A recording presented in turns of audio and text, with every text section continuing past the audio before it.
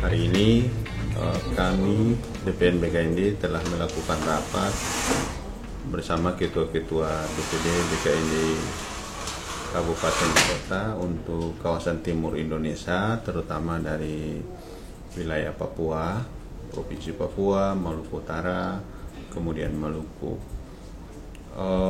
Rapat ini sekaligus kita menindaklanjuti hasil daripada peresmian penyerahan bantuan hari Jumat kemarin, sekaligus membahas terkait dengan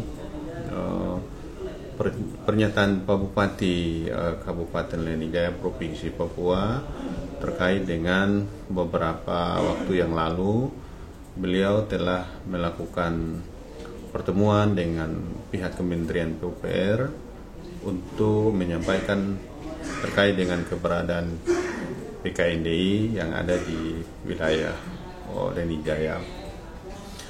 Saya sangat menyayangkan selaku Ketua Umum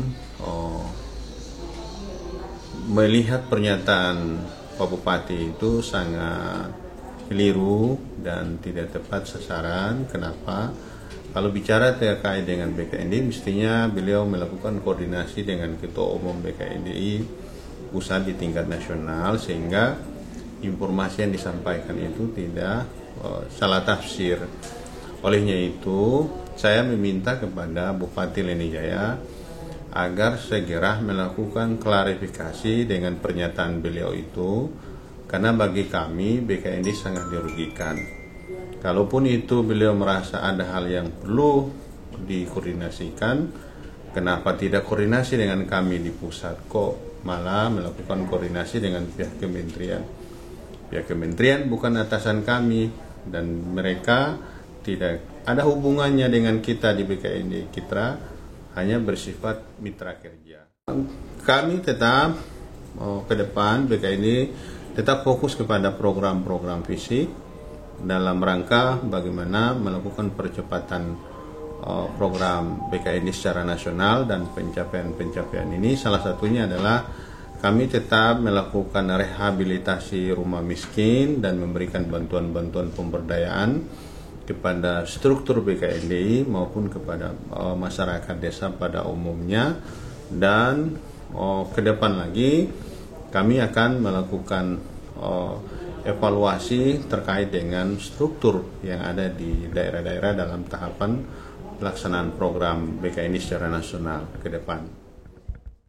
Jadi tahapan untuk kami di BKNDI itu untuk melakukan rehab rumah itu salah satunya adalah kami meminta KTP persyaratannya, kemudian KK, kemudian kita foto rumah, kondisi rumah itu.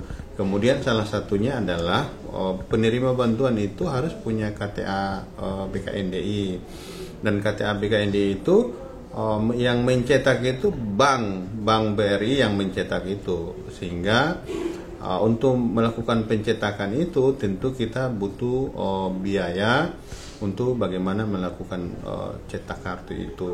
Nah, itu bagi kami di organisasi di BKNDI tidak ada yang bisa melarang kami di situ, karena itu aturan internal organisasi. Di anggaran dasar pun mengatur seperti itu, yuran, kemudian sumbangan lain, kemudian aturan-aturan yang lainnya, sehingga yang beliau mengatakan pungutan liar itu apa hubungannya gitu, sehingga tolong itu yang harus diklarifikasi, karena sangat tidak bagus seorang bupati menyampaikan pernyataan yang sepihak dan tanpa koordinasi. Itu yang kami merasa BKNDI sangat dirugikan sama sekali begitu. Iya, harapan saya sebagai ketua umum yang pertama kepada ketua-ketua DPD BKNDI se-Indonesia yang telah menerima bantuan rehab rumah ini dan bantuan lainnya, agar mereka mampu melaksanakan kegiatan ini di lapangan semampu mereka. Dan himbauan saya adalah bahwa berbagai ancaman maupun tudingan yang disampaikan kepada mereka nanti, saya menyampaikan ke mereka itu merupakan tantangan bagi kita ke depan, sehingga perlu kita cerna, kita sikapi dengan baik dalam menerima setiap informasi yang datang dari berbagai pihak. Lalu saya melihat itu bukan salah informasi ya, tapi sepertinya ada kecemburuan ya, kalau saya lihat seperti itu. Kenapa BKND yang begitu melakukan kegiatan-kegiatan aktivitas sosial, sementara di pihak lain tidak ada yang berjalan program-program yang lainnya. Nah, mungkin saja itu terjadi salah satu persaingan, kemudian iri hati dan lain sebagainya.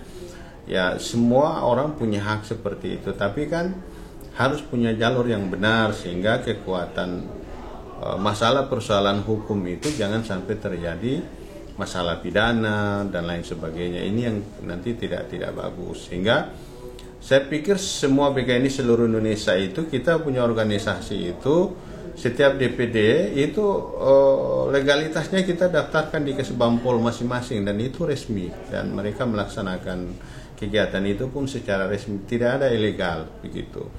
Nah, olehnya itu ketika ada terjadi masalah di lapangan, saya pikir pertama kalau komunikasi, mereka komunikasi, cuma mungkin kecemburuan dan lain sebagainya itu pasti akan terjadi. Saya kira itu yang kita lihat selama ini. Yang pertama, kalau kita berharap supaya ini jangan terjadi lagi, terutama setiap kepala daerah ketika melihat aktivitas BKND di daerah dan sudah melakukan koordinasi, ketika ada terjadi salah paham, salah informasi, kan ada ketua umum di pusat begitu. Kan tidak ada salahnya kalau memang itu dianggap keliru, kan bisa kita melakukan pertemuan memperjelas apa yang kemudian menjadi pertanyaan daerah. Itu kan lebih baik ketimbang mengambil sepihak, melapor sepihak, sementara dasar hukumnya tidak bisa dipertanggungjawabkan.